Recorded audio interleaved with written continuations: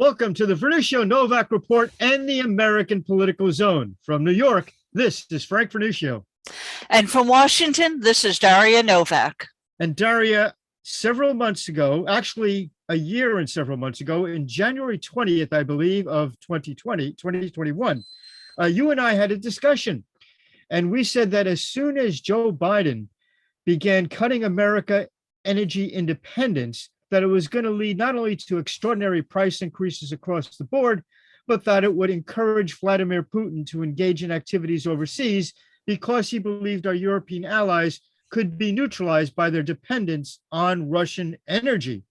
Well, here it is a year and some months later, and certainly inflation has skyrocketed throughout the United States, not just in gas, but in just about everything else, including food. And in Europe, following the Russian invasion of Ukraine with the two particular Donbass region areas, we've seen aggressive acts by Putin, again, supported by and encouraged by the lack of energy independence in the United States. We saw Vice President Harris give a rather befuddled, absurd press conference just before we began taping this program. President Biden was on the air, and once again, he didn't call it an invasion. He said it's the start of an invasion, but didn't call it an invasion itself. He didn't do what everyone expected him to do, which was the logical step, which was to say that we will now go back to Trump-era energy production policies so that not only will the American consumer be immune to the energy shortages that we're going to have from Russia's actions, but also that we can supply our allies so they don't have to kowtow to Putin to get their energy. They could get it from us and thereby further enriching the American economy. Daria, you were in the State Department.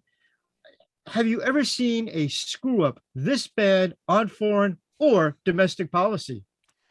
Never in my lifetime.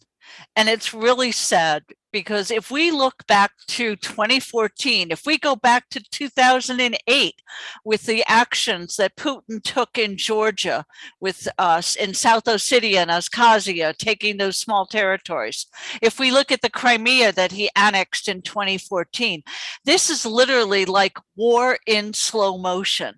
Putin has come out publicly and stated what he intended to do, and he did it time and time again.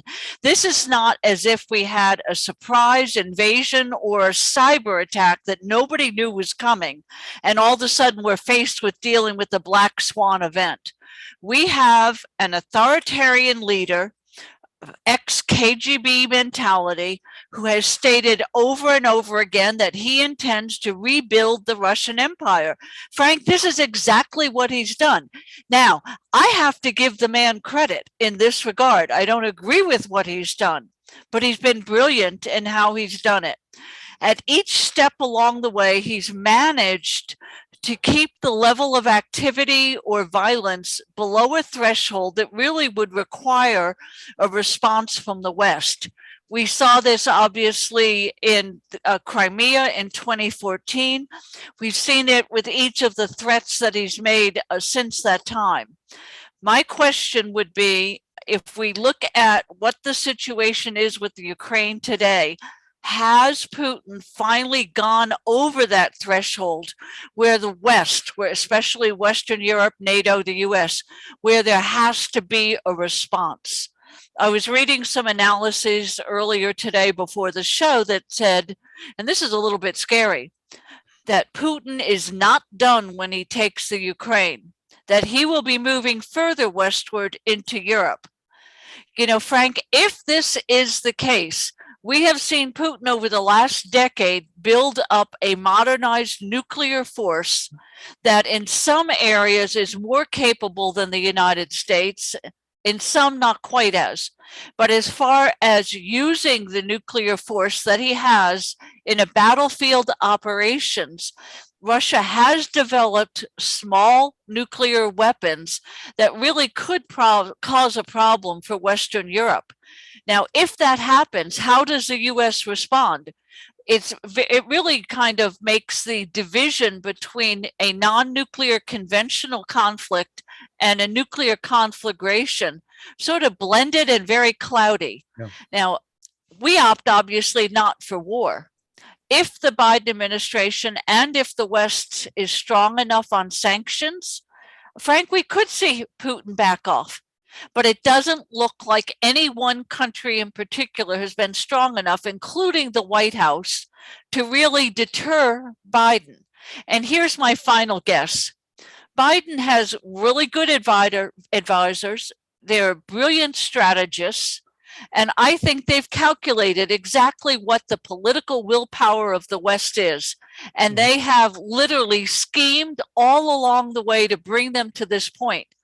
It's sort of like the kid that's told, don't slap the other kid, and they hold their hand up.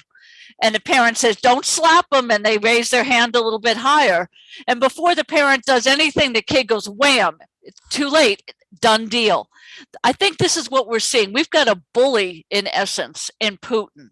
But who is going to stand up to that bully? I don't think it's President Biden.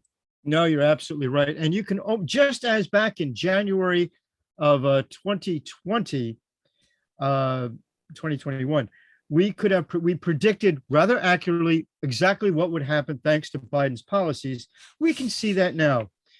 After Ukraine is taken over by Putin, if we allow him to do that, it'll be North Kazakhstan that's the next after that. He'll probably take the rest of Georgia after that. And then it gets interesting.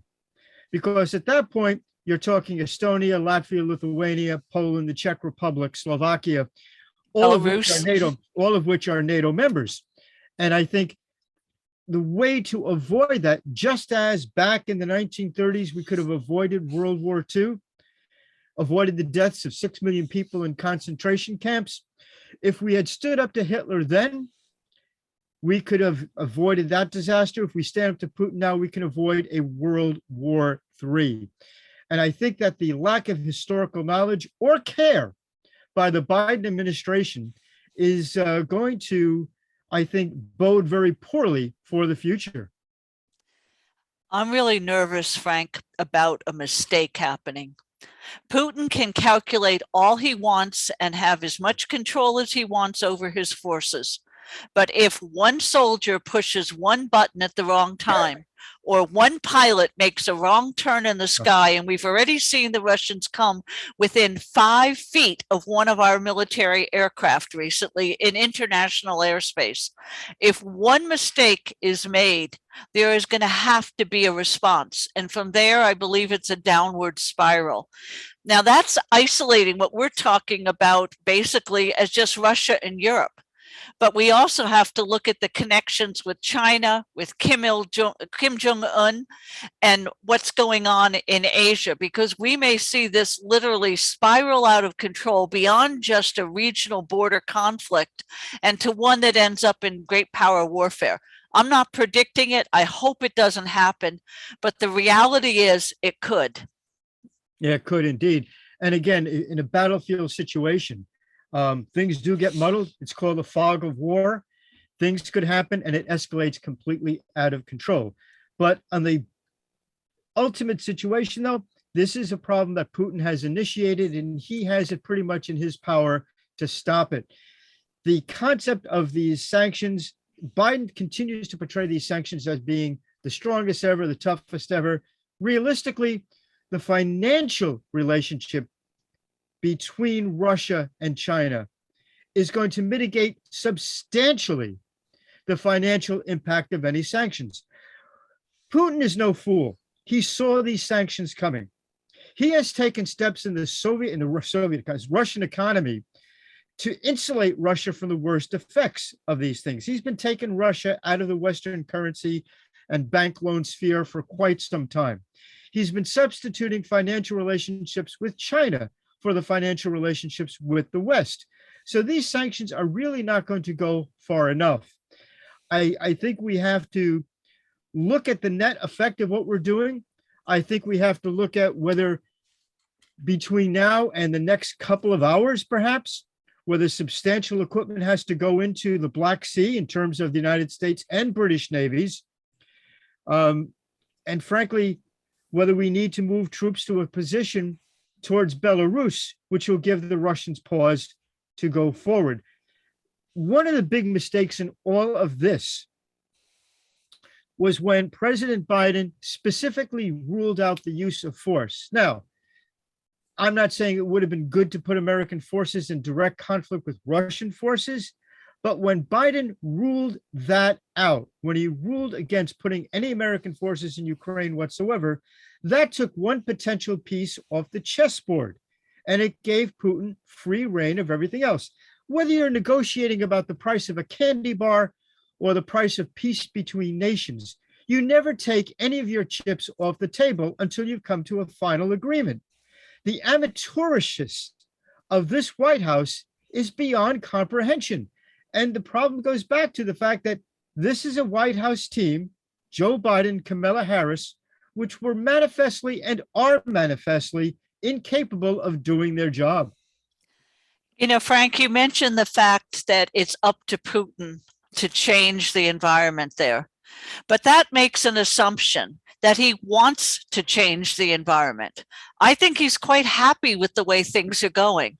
If you look at what he's done since 2014, just say, with the buildup of his forces, the modernization, the interoperability issues that he's resolving with the Chinese, with joint exercises across the world now, whether it's the Mediterranean or the Pacific.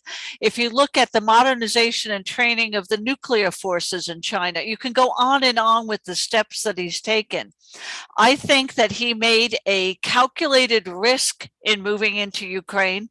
There is some dissatisfaction among domestic politicians, the oligarchs in Russia, about what's happening because it does raise risk and it may impact the market somewhat for them. But here's the reality. Sanctions take time to work. By the time 150,000 plus Russian soldiers that are on the border with Ukraine either move in or the Ukrainian government just says, I give up, and Russia installs a puppet government, it's going to be fast. And those sanctions probably won't have had enough time to take effect to stop Putin from what he's doing. Once he's inside the Ukraine, I cannot imagine he's going to back out or stay out of domestic Ukrainian politics. Earlier today, he made announcements stating that he wanted to break up Ukraine. He literally has recognized some of the separatist areas, which gives him the excuse he needs. He's moving forward with literally the same plan that he announced all along. It really concerns me, Frank, because I don't know if the West psychologically is up to dealing with the Putin right now. That's exactly right. The other mistake that I think that this administration is making is forgetting that this is not a full-fledged democracy in Russia. If you put on sanctions which harm the American public, then you would have people screaming to get rid of the leadership that made the policy that brought the sanctions on. If you object to Vladimir Putin, you will well find yourself dead or in a jail cell. So the concept of sanctions really bringing to bear pressure on Vladimir Putin, I don't think is realistic at all. It's not a democracy where Putin's got to worry about losing the next election. It doesn't work that way there. And yet the White House remains in its dream world of international politics. And because the media has been, for the most part, so supportive of this White House, you're not going to see any revision in that thinking whatsoever. Just as there's no pain for Vladimir Putin coming from the sanctions, there's really, Daria, not a lot of pain to the Biden White House from the fact that those sanctions are going to fail. You know, the American people just got out of Afghanistan, the American military. It was done very sloppily, but it was done. And people were saying in this country, 20 years in the country was enough. It was time to come home. You know, if you look at the early periods right before World War II, there were a lot of isolationists in America that said we had just gone through World War I, we're tired, stay at home. We have to realize that we need a strong leadership to explain to the American people that there really isn't a choice. If we are going to stop this demonic leader, if you will, we have to stand up and do something. At times it's uncomfortable. None of us really like to see an American force have to be overseas in various countries. But the reality is strongman politics is how the world works today. It is not about only international institutions like the World Health Organization or the United Nations that are going to bring people together and fix the problems. It doesn't work that way. I'm not sure the Biden administration understands how Putin thinks, what he thinks, nor do I think his foreign policy team at the National Security Council has a good idea about it. And that's kind of scary because we're supposed to be leader of the free world, and yet we appear to be at a loss as to how to handle Biden. I keep hearing the line, if coming out of the White House, if he does this, then we'll react. And then it changes. If he does this and that, we'll react. Reminiscent of Obama's red lines. Exactly. Which vanished one after the other in the Middle East, particularly in Syria. Yeah, so when is it going to stop? It's not fun. Nobody wants to send a soldier into battle. Nobody wants to see people killed in conflict. But if you look at the images coming out of Ukraine today, you see that people are desperate there. They are not asking for the Russians to come in. And here's another falsehood. Ukraine is not in a position to invade Russia. You know, it's not going to happen. Putin can say that, oh, well, Ukraine is moving toward the West, and if NATO moves in there, it's a threat. It's another false statement. Simply because part of Ukraine is occupied by separatists and by Russian forces, it automatically disqualifies Ukraine from joining NATO right now. So the argument, which by the way, was a tactic that Putin used in Georgia as well. When he put forces in Georgia, because the province of Georgia was not totally under control of the government, that they would not be eligible for NATO. We go back to the days following the fall of the Soviet Union, and there were those of us who said at that point, let's make this thing fast and thorough. Let's get all these Soviet former republics on the path to quick NATO membership. And of course, some countries did come in relatively quickly. But it was a mistake not to bring in Ukraine all the way back in the 1990s when the Soviet Union was disintegrating right into our orbit. The reluctance, I think, of American foreign policy to push the Russians, to give the Russians constantly advantage, just the same way as we're doing with China today, only leads to disaster in the final analysis. And the Biden administration's refusal to take Russian and Chinese threats seriously is going to come back, and has come back already, to bite us in the tail. It's going to get bigger and bigger bites as the years go on. Here's something else we have to consider. We live in a realist world. We are not living in a perfect world. Right. What we see coming out of much of the more liberal institutions in the West and the more liberal leaning politicians in Washington is that Russia is imperfect and therefore it has to be changed. Instead of looking at things like we need to have an improvement, we need to incent, we need to cooperate with Russia if they first cooperate with the West.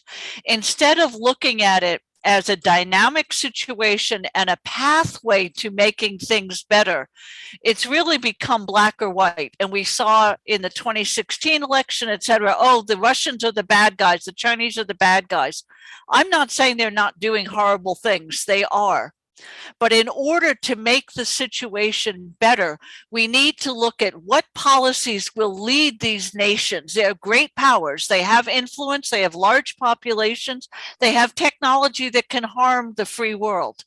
We need to look at how do we bring them into the nationhood into an international system, I should say, a rules-based system that can work, that will be stable and provide security for all peoples and all nations. We're not considering things in those terms. We're very short-term thinkers. As you mentioned, Putin, and we've talked about on the show in the past, both Putin and China's Xi Jinping are basically in office for life. In the United States, we have obviously 4-year presidencies, sometimes that turn into 8 years, but we're very much aligned with policies of a particular administration. I think what we need to do is to rethink how we handle situations globally, because that's not how the rest of the world works. It's ironic. For much of the past couple of decades, we've been saying that we want to make Russia and China more like the West. And ironically, what's happened is that the United States has become more like those nations that we're about. Certainly, we're getting into a social credit system here in the United States. If you say the wrong thing, if you wind up being knocked off of Facebook or Twitter, if you are an executive of a corporation and you say the wrong thing, you lose your position. Or if you're unvaxxed at a hospital in some cases. Indeed. We are becoming more and more like Russia and China. This nonsense that somehow we can be nice guys and hope that Russia and China will someday become democratic nations that will be just like us has been proven wrong over and over and over again. It doesn't work. And yet the Biden administration and the progressive left continue to adhere to a policy knowing that it has failed numerous times in the past. It is impossible to understand how these leaders of the progressive left continue to emote the same foreign policy facts, that the same foreign policy attitudes that have never worked. We are becoming more like China and Russia. They are not becoming more like us. It's true. And that what goes along with that is the propaganda that they put out that is absorbed by this country. Russia in particular right now, Frank, is just doing an incredible job. And again, I don't agree with it, but I have to give credit to the Russians. Their misinformation, their disinformation, and their propaganda is top notch.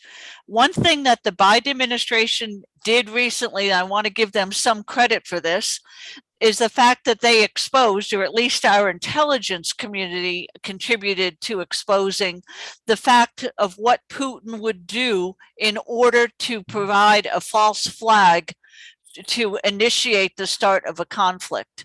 We're seeing that happen, Frank, right as we are taping this show.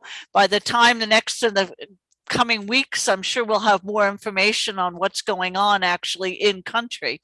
But we've seen a machine that operates at a state level that is extremely effective. Now, there are things we can do. The Biden administration has talked about putting financial sanctions and restrictions on Russia. We really need to, with our allies, tighten the screws to the point where they can be effective to cause change in behavior. The head of the New York State Conservative Party, Gerard Cassar. For those of you around the country who don't really understand New York politics, I'm not sure anybody understands New York politics except for Jerry. We are a system where we don't just have Democrats and Republicans. We have a very powerful third party system, particularly the New York State Conservative Party. Now, this isn't just a minor party that somehow occasionally says a couple of words here and there, has minor influence. A United States senator was elected by the New York State Conservative Party on the Conservative Party line.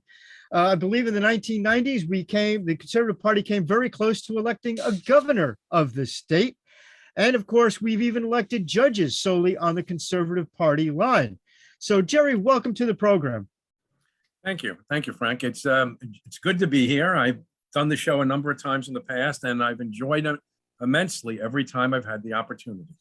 Now, I want to talk a bit about the CPAC the Conservative Party just had, but I want to go into some issues first. Number one, Mayor Adams in New York campaigned as a, quote, different type of Democrat. He promised to get tough on crime. We've now seen the New York City budget proposals come about, and lo and behold, Mayor Adams has said the first thing he's going to do in this budget regarding crime, he wants to cut the NYPD, the New York Police Department budget. This isn't just an act of dishonesty. It's an act of repudiating the very basis on which he ran for election. Your comments? Well, I actually do think overall he's going to be a good mayor when it comes to fighting crime. If you can get anybody in Albany in the Democratic Party to agree with him on necessary changes concerning various aspects of bail reform and criminal justice reform, which are, extraordinarily dangerous. Now, he did a 3% or 2% decrease among all agencies. I actually think what he did with the NYPD, though, also involves him bringing back into the NYPD some other resources that were taken out of the NYPD. So I think you have to look at the budget the way it was presented a little differently. I do, and he's also talking about essentially not taking any NYPD officers who are sitting at desks, as many as he can, that don't have a certain physical issue, and trying to put them back on the street. I mean, I think the situation with the subways has become so unstable that no responsible person could allow it to continue. And where I think de Blasio was completely irresponsible, I think Adams does exhibit some level of responsibility. So as much as I do believe he is in many ways a standard Democrat, which probably would be an improvement in New York City, the way things have been over the years, he is, however, I think on the crime issues, mostly hampered by the New York State legislature, this governor who's just basically does what she's told by the New York legislature, and he's having a problem standing up to them. He hasn't figured out a way to jump over that fence and get to the other side at this point. We're talking about crime, and we're seeing this happen across the country in major cities, Jerry, where there's a rise in violent crime, gun violence, gangs. You can go down the line. It seems that it's across a wide range. At the same time, we're seeing police officers suffer increasing attacks, sitting in their patrol cars, shot dead. All kinds of horrible incidents lately. Is New York City and New York State having difficulty attracting police officers in the current environment? They are having trouble keeping police officers in the current climate. They are having a lot of the rate of retirements is much higher. They still, however, do receive a large number of younger people, consider this properly a very good job, at least from the perspective of, what they can do with the job and contribute. But I do believe they're having trouble overall filling all their slots, simply because retirements are a big problem in the NYPD. And at one point during the BLM stuff, I guess now a year and a half ago, they had lines at retirement at their retirement office over at the headquarters in downtown Manhattan. They had literally lines of people putting in their papers. You can essentially retire from the police department at 20 years. If you're a sergeant, you tend to go 25. And then if you're a lieutenant or a captain, you kind of make it much more of a career. But there are people that don't make that decision at 20 to necessarily retire. They might want to do 22, 23. For a while there, everybody who had 20 was 20 and out. It was 20 and out. And it was really not a good thing. You don't want to lose experienced police officers. I believe during the Giuliani administration, New York City had a police force numbering approximately 40,000 officers. I think now we're down to about 32,000. Is it a combination of the soft on crime policies exemplified most by the ridiculous DA in Manhattan, Mr. Bragg, combined with the lack of enough police officers that's causing the problem? I think there were some decisions made years ago to the answer to your question is generally yes. I do think there were some decisions made some years back that technology was going to assist in terms of creating a somewhat smaller police force. And I do think it did go down from about 38 or 39 to 32, like you're saying. But a lot of that were also mistakes made by the de Blasio administration, which, as you cannot forget, was 8 years. That wasn't like it seems like it was 800 years, but they were able during those 8 years to really damage the new NYPD and allied police forces that are under the city's control. I mean, we always think of the NYPD, but the New York City has thousands of other individuals that work in law enforcement that are under different agencies. They could be under parks, they could be under sanitation. All these agencies found that their law enforcement elements were being hurt by the de Blasio administration. Jerry, if you look at morale in the New York City Police Department over the last year, you've seen that in essence, it's at an all-time low. There was a poll taken last November, and on a 1 to 10 scale, the number was 2.49 for morale, out of 10 being a high. If you have people that are so dissatisfied with their job, with the threat to their lives going up, with other people looking at good cops with a cross-eyed look, how do you continue in the future to attract good people and to be able to bring the city back to the vibrant city it was a few years ago? Well, without public safety, which is definitely a component of more police officers available, you will not succeed. And to your point, although I do think they're filling their classes, I do think that the morale within the department leads to some people leaving earlier than the 20 years and everybody getting out at 20. I mean, some leave before that. I do think that Adams is a supporter of police, but you've got a city council, you've got these progressive Democrats, socialist Democrats, you've got an Albany and a governor that really are so hypocritical, are outright disasters for law enforcement. So there is a cascading effect in the direction of your point, which very much concerns me as a New York City resident. The New York State Conservative Party held a very successful meeting up in Albany called a CCPAC. And you had a lot of great speakers. It was really a great event to be at. Got a question for you based on that event.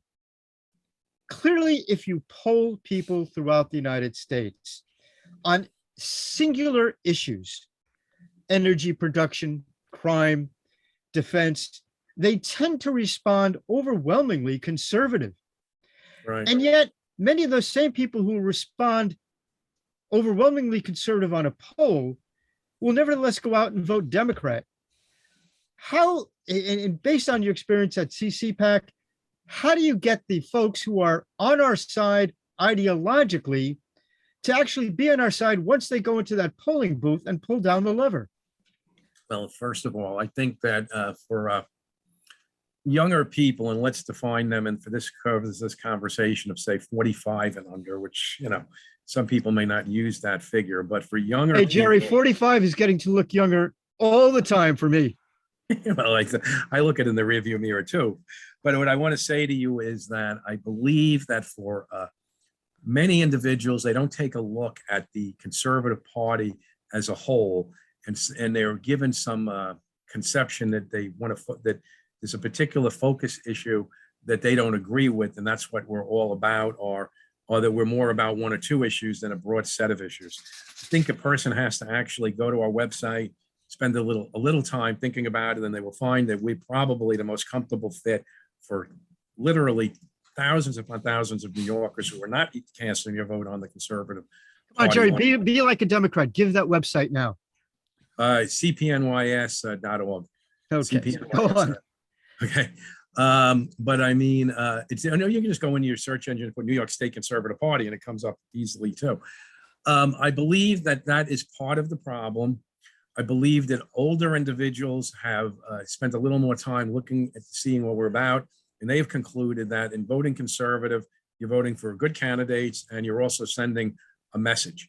The more votes we get, the more of a message is out there.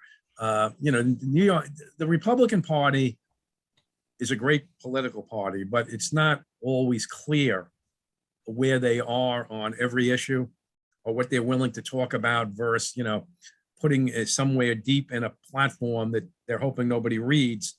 We pretty much talk about everything that we talk about everything that we stand for. But If you people look got at to think about us from the full perspective. They got to look at everything we're about. They should not take the view that, well, this is what they stand for when it's not what maybe the only thing we stand for. And they start cherry picking us. And I think they make a mistake when they do that. Jerry, if we look at the administrations of avowedly conservative presidents, Ronald Reagan, Donald Trump, we see that those were two of the most successful administrations by objective measures. We're not just talking about social issues. We're talking about, was America stronger during that period? Was the world safer during that period? Was America more prosperous during that period? Isn't that a message that conservatives really should be pushing? That, look, forget the ideological debates, but look at the actual facts on the ground. Conservatives produce a safer, more prosperous city, state, and country. I think that's obviously true. If it's within your memory, I don't mean your memory, but if it's within the individual's memory, they can really reach back and see that. I actually think the reverse proves true too, that, the Democratic administrations have been extraordinarily costly. And if you want to look at an element that caves in, you got to look at Democratic administrations, and you see that whether it be healthcare or the economy or it be defense, there seems to be a collapse that occurs sometime within an 8-year term. And frankly speaking, if it's not, it used to be that the general view was the Democrats did certain things better than Republicans and vice versa. I think it's less and less obvious. I think it's just less and less obvious these days what the Democratic Party is doing better than what we think in the conservative movement. And let me give you a prime example. A prime example would be education. Education used to always be the bailiwick of, you spend more money, you're the Democratic Party. We will come up with all these programs and these new curriculums like critical race theory and 1699, and the world will be a better place. Well, nobody believes that anymore. Nobody believes that education is dominated by the Democratic Party. In fact, a lot of parents believe that the last thing you need is Democrats on your school board, i.e. San Francisco. Absolutely. Hey, Jerry, we're coming up against a hard break. We look forward to speaking with you again soon. Thank you. As always, Frank, thank you very much. Take care. My pleasure. Bye. Now, is Jerry Kassar, the New York State Conservative Party, which has actually a great deal of national influence. Our next guest, I think you're going to find fascinating. Mark Snow is the Deputy Director of the Ontario Libertarian Party.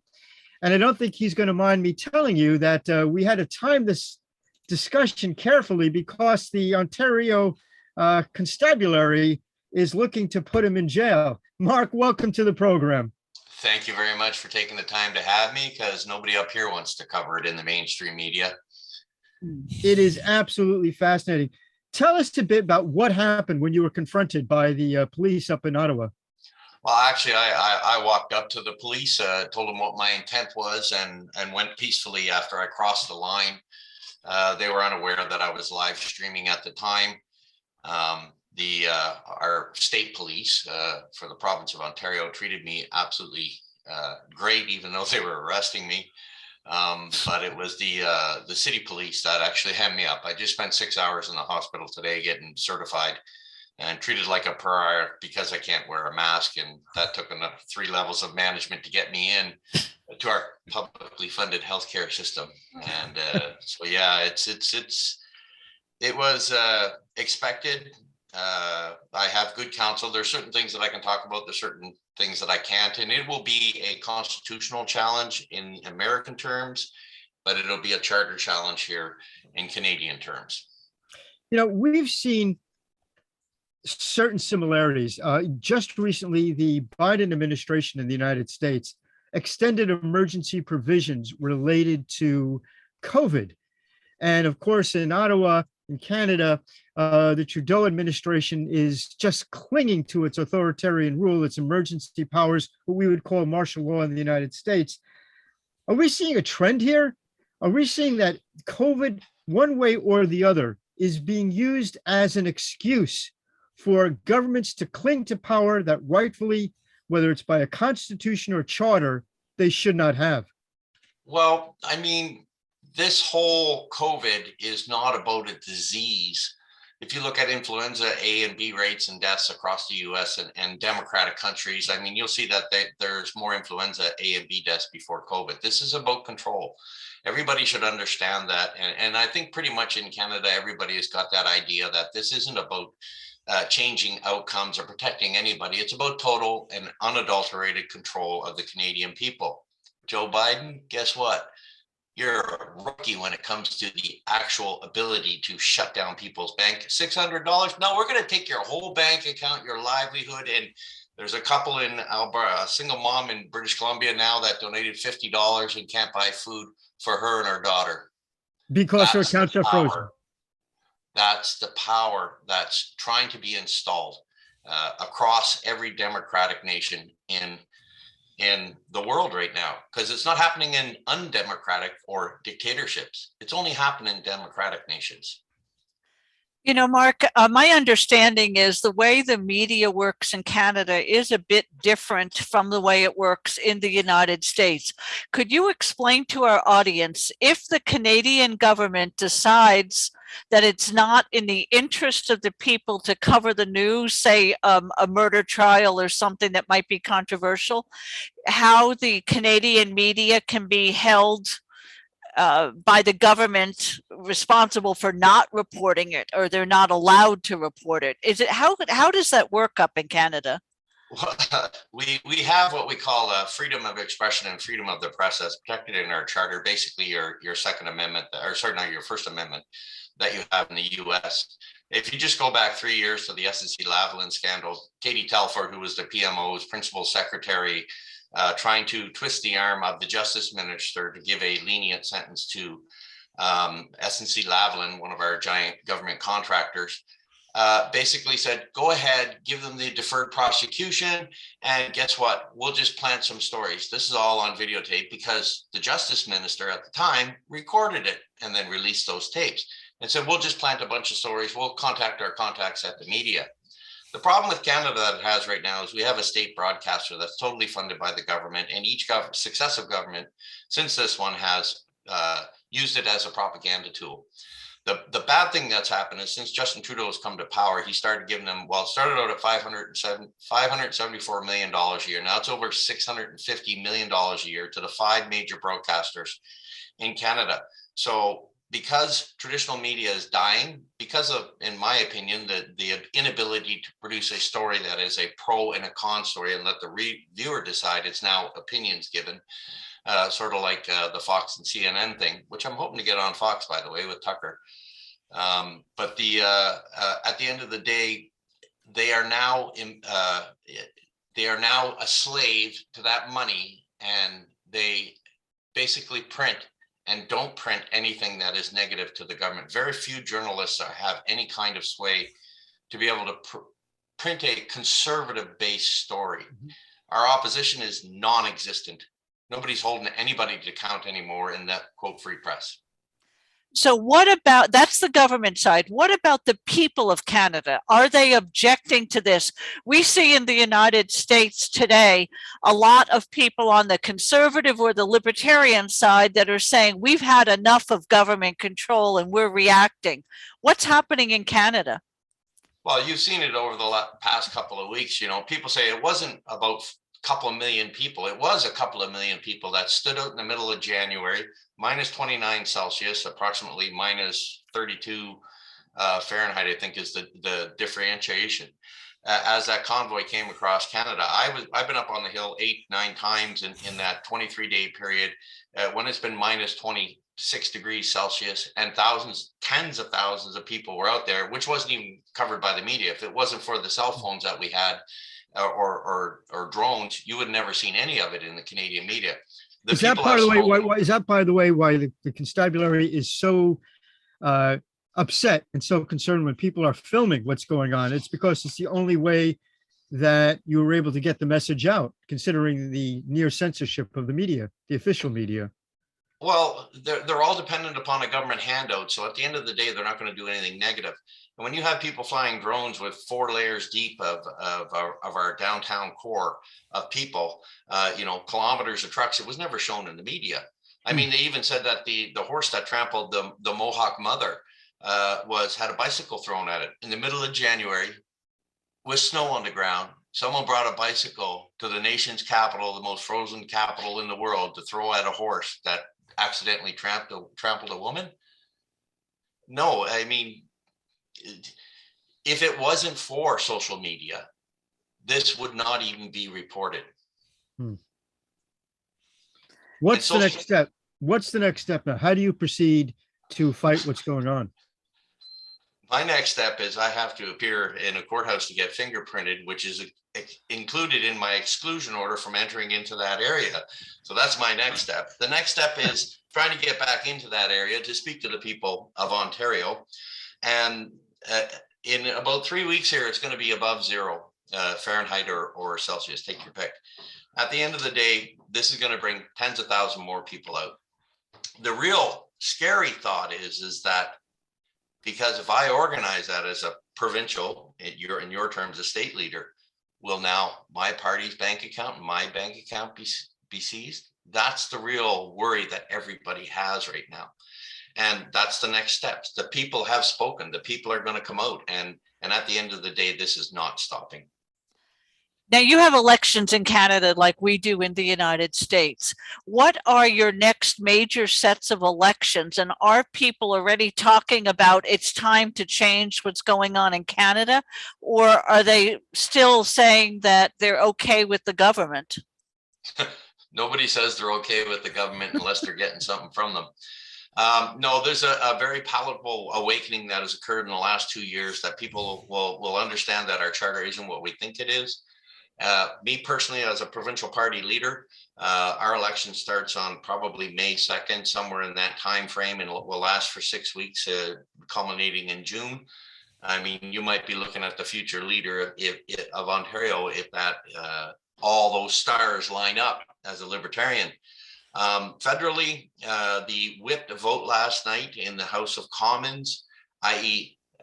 Trudeau put it as a confidence vote, and therefore, if it failed, we were into an election with Trudeau on the downslide, no conservative leader, the NDP in tatters, and the Green Party doesn't exist.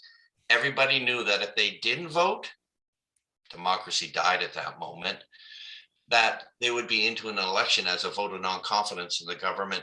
And all of a sudden, all these people would be without leaderships, without campaigns, and they would have to do that. So it was a whip vote, but it was an undemocratic action not to allow a free vote, which is characteristic of the way this government works. You know, we've seen with the Trudeau government, I think people can understand from a certain perspective that it's one thing if the government wanted to crack down on an ongoing demonstration. That was bad enough and undemocratic enough. But the next step that was taken, freezing bank accounts, is inexplicable in anything even resembling a democracy. And I think if probably you gave a list of countries around the world where you least expected that type of action to happen, Canada would have been at the top of the list. Most people perceive, certainly in the United States, we perceive Canada as being a wonderful country, a polite country, a very kind group of people. And I think what's taken the United States by shock is Pierre Trudeau acting very much like any kind of conventional dictator out of the third world or out of a communist nation.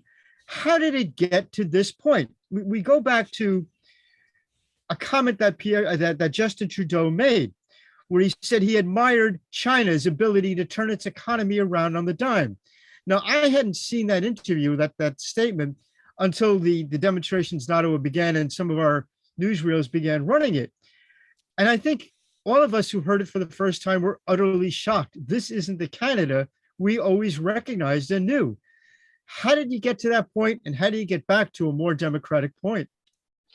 Well, I wrote a post this morning on the party page, and the reality is that in 1982, I was a young soldier, just a couple of years in the Army, and I'm a veteran. And I remember all this talk about the new charter and constitution. And I remember thinking it was great. We're going to have our own identity. We're from the monarch. We are going to be now one. And about 2011, when I was released for my injuries from the Canadian military, believe it or not, I got my firearms license. I always had a gun in the army, so I never really had to worry about one. And it was through that I learned that the charter had changed all of our fundamental rights, from removing the right of property at that point. And as conservatives or libertarians, property is the fundamental underpinning of all freedom, whether it be your personal property, your body autonomy, the right to self-defense. So those things we don't have in Canada. So I think the giant wool that was pulled over our eyes during that period has culminated in the last 40 years to these events of the last 3 weeks, and the enactment and the power that the new constitution and charter has granted the government. It's taken them 30 years, slice by slice by slice, like I've watched them attack your Second Amendment or your First Amendment in the last 10 or 12 years. And it's coming for you, Americans. It's coming for you. We are the example of how it just existed, where the government used the Emergency Act and included Bill C-12, which is the Anti-Terrorism Funding Act. And then our Deputy Prime Minister stated that this will not go away after the act ends. This is going to be a permanent. So if you have any kind of crowdsourced funding, you're basically treated under the Terrorism Act for trying to organize a peaceful demonstration or anything that the government don't like. Boom, seize your bank account. Boom, put you in jail. I'm going to go to Daria in a second, but it's interesting you use that phrase, because the Biden administration is labeling parents who simply disagree with curriculum at their school board as domestic terrorists. So you're right. We are gradually not so gradually going in that direction. Daria. Yeah, I'm just sort of wondering, I don't know Canadian politics, obviously, as well as I know the United States. Here in this country, I see overseas influences coming in, whether it's through Confucian institutes or Russian propaganda from various nation states. Do you have the same type of issue in Canada, where there are foreign influences that are interfering with domestic politics? I think when the correct answer to that is that when government grows and has too much power, there's interferences from foreign powers to be able to try to get the government to sway one way or another. I mean, I often refer to as NAFTA, the North American Free Trade Act, or USMCA is what it's called now, as the killing of our free market economy and trade across borders. If you won $50 billion tomorrow and decided to build a $5,000 electric car, I couldn't sell it without being part of that agreement. And the big players are in those agreements, and those big players need to support and influence the government. And this is where we have the conditions of less free markets across the world because of all those foreign influences. We have one family that owns all the oil imports into Canada that is controlled out of 2 major ports.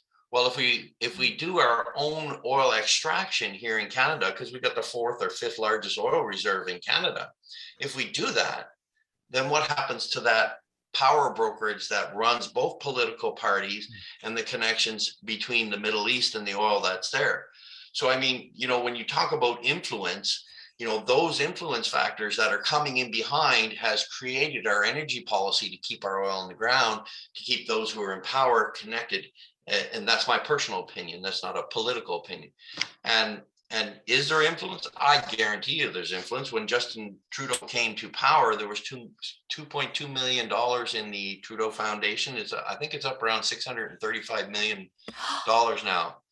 Wow. You sure he's not related to Hillary Clinton? That's exactly what I was thinking. Okay. How do these people become millionaires? The Obamas, I think, were worth $4 million when they came in, and now they're worth what, X amount of millions of dollars? Exactly. What do you do? What do you do? I mean, the only way to change it is through democratic voting.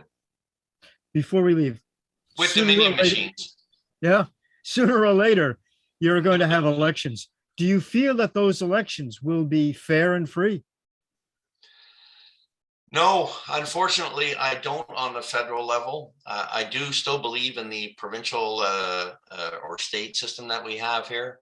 But I do think we need to get away from the electronic tainting of both the US and the Canadian. If whether it's true or not, it has tainted the basic underpinnings of democracy and the ability to have your vote count because people are questioning it. So we need to go back to a paper ballot system, and it's going to take 12 hours to count them. And there needs to be more election scrutineers. We had in 2019, during our last federal election that Justin Trudeau got reelected. Before that, the election before, there was 51,000 mail-in ballots. All of a sudden, because of COVID, 1.1 million ballots were mailed in. How does that happen when there's never been any more than 60,000 ballots in the past 20 years of mail-in ballots? That sounds uncomfortably familiar. Uncomfortably familiar to the United States. Mark, we're going to have coming up against a hard break. We're going to have to run. Will you come on with us again and keep us informed of what's going on? Absolutely. It'd be a great pleasure to come on at any time that you can fit me in.